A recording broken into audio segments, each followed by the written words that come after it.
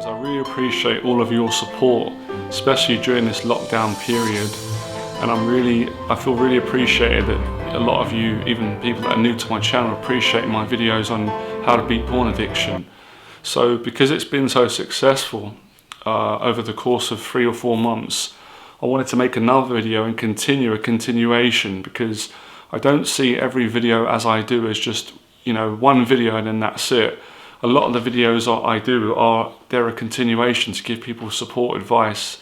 You know, building confidence and quitting a porn addiction is something that takes time, and it takes patience, and it takes a lot of effort and willpower and mental strength. So in this video, I'm going to share some more insight with you. If you haven't seen any of my videos on porn addiction, I recommend that you check them out. I'll leave links in the description below so you can refer to those videos if you care to. And if you're new to my channel, subscribe, hit the notification bell so you're notified when I put these videos out. As always, follow me on Instagram. Let's get straight into it, right? I want to give some good insight, right? Now, there's so much advice on the internet. There's other people that have given good advice. There's always advice that I personally think isn't very good, isn't very honest, and not very helpful and practical and effective. That's just the way things are, fair enough. The main problem I want to delve into today and give a solution is that from my experience, having coached hundreds of people throughout the years and worked for a lot of addiction problems myself and anxieties, and I'm a work in progress as we all are, I would say the root cause, one of the main root cause problems of porn addiction is a fear of being social and not being social enough. And this will really tie into, if you're an introvert and you're someone who likes people, can connect with people really well, but it's not easy for you to do it.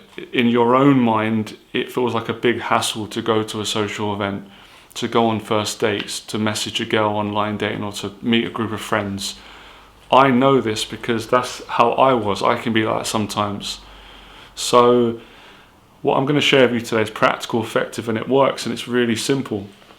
So I think with all confidence building procedures and quitting addictions like porn, which is a very difficult one when you're in a grip of it, and it's kind of a way of you dealing with your pain and your stress and just wanting to get away from the stress of life and your own demons and, you know, problems that you've had at school when you were younger, all those kind of things, your own negative thought patterns, your own battle with your own relationship and the challenges of daily living and the pressure of to be successful and comparing yourself to celebrities and looking at people on Instagram and social media and thinking, oh, they've got a better life than me, I'm not good, look what I have.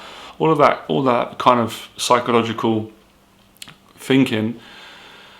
The best advice I can give you is to gradually start being more social. Just gently start confronting your social anxiety, because that's what I see the problem today and with everyone who's on the channel. And I know from my own problems with these things like porn and breaking out of them, and I always refer back to, I've said it before, I'll say it again because it's true, I always refer back to when I was about 25, 24, something like that.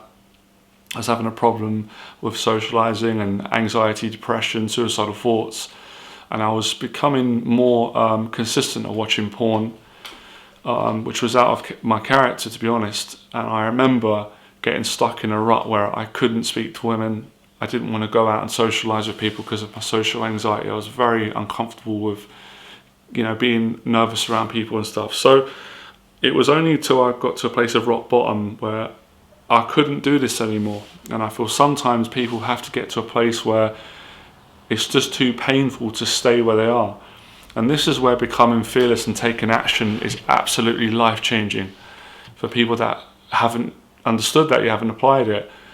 So you really want to take small action steps, and people don't realize that small bits of effort and social exposure lead to massive positive changes in your life. You can become a different person, and because we're so mood orientated, I know I am and you are, with our mood, and we don't feel like it, we don't realize that our emotions most of the time deceive us. That's what fear does anyway. Fear has many ways of tricking people, scaring them, keeping them stuck in their lives. One of the ways in which fear will keep you stuck, if you allow it to, is by giving you a bad mood, making you feel depressed, making you feel low energy, making you not feel like you want to open up, want to speak to people, want to trust, all these kind of things. And that's where the porn addiction comes in and takes advantage of your vulnerable state. So you really have to work,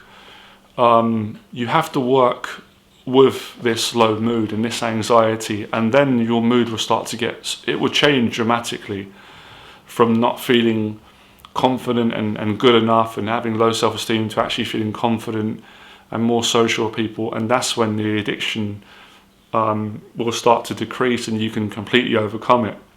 So instead of focusing on the long-term things like I need to get a girlfriend, I need to make money, I need to get friends, because that puts a lot of pressure on you, sometimes unnecessarily. Focus on the fundamentals that you need to practice to get those things, and that's always about being social, making more money, getting a girlfriend, the whole foundation of getting out of depression is being social. And it's probably the one thing, obviously, that no one wants to do when they're depressed and anxious and have an addiction to porn, because they don't feel good. And it's very easy to be around people when we feel good. I'm the same, but it's not so easy when we don't feel good. But the real encouragement and what the teaching that I found that always works is to push yourself to be social when you don't feel like it. And then it changes. Example, you won't feel like going to a social event in a lot of the cases when you're suffering with these anxiety problems and you've got an addiction to porn, and you're stuck in that rut, that negative position in your life.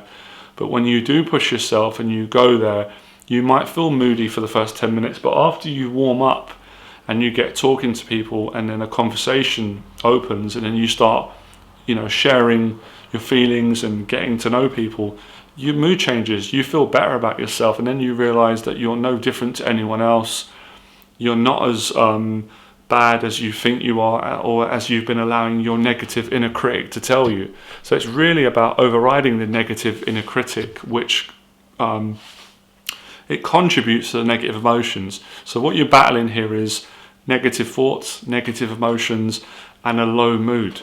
And remember, you don't have to be. A lot of the guys over the years I've helped, to people think that you have to be a loud, extroverted person. You don't. I'm not an extrovert. Naturally, I'm a very introverted person, but I'm very confident because I've worked on myself a lot, and I've faced thousands of fearful situations over the years and continue. I've been through ups and downs in life, depressed, mental breakdown, been on top of the world, success, in all areas of life, changing people's lives. So I've got all the experience, a lot. So with the small steps, what happens is you take a small step, you feel a little bit better about yourself, and then you feel more energized to take another little step, and then you get a bit more positive feedback, and then you have another positive step, and then you get more motivation to take a bigger step, and before you've known it, you've broken out of your porn addiction, and then you've got a girlfriend, new friends, or you get involved in creating a new project. All these things, what I'm saying, are relevant. These are all things that a human being struggles with, that I've been through, and how I've managed to get myself out of them and help others. And on a psychological level, it's so hard initially to break out of it. And that's why I always say to people, if you're in such a poor state of if you're in such a bad mental frame of mind, then you should get professional help, because that help will give you the extra support to get you to take those steps. But if you are able to take the steps on your own from watching my videos, that's fantastic. And I know everyone can do this because I did it. And a lot of this comes back to the negativity that we experienced when we were younger at school growing up, because of the abuse and the bullying and the name calling and being laughed at and having our confidence jeopardized by other negative people, negative situations, and then, losing confidence, and then we don't try in life. And I always say, confidence is gained from action.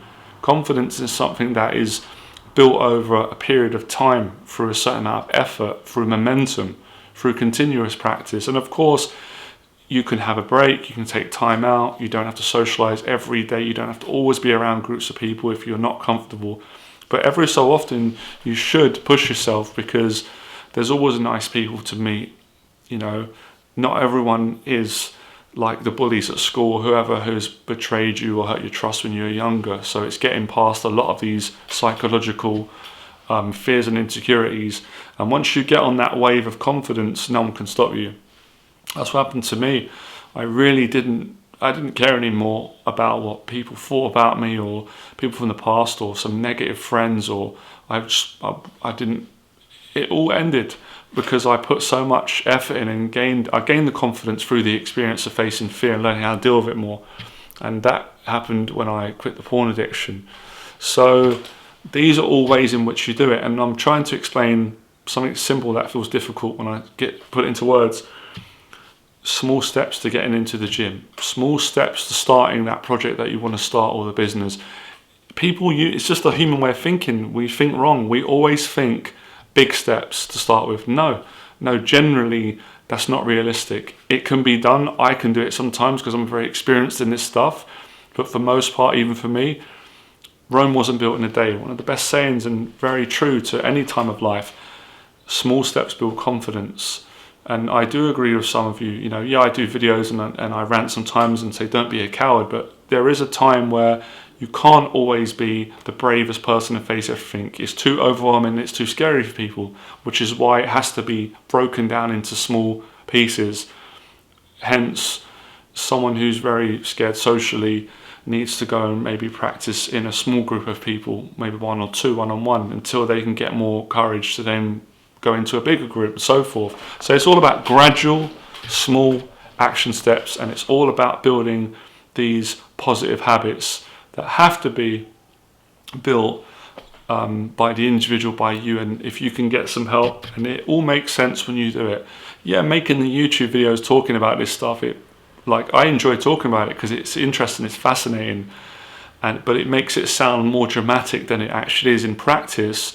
When you go and do something, it isn't all theoretical. There isn't so many things that you need to contemplate and understand, and you don't need to do all that. You just got to go and face it, and then the experience will give you the insight and confidence, because that's what you need here.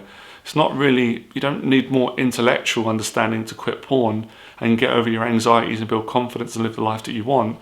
You need more courage, which is within. You need more get up and go. You need more physical attributes in terms of practical maneuvering activities, talking to people, whatever you want to do, making videos, speaking to a therapist, going to the gym.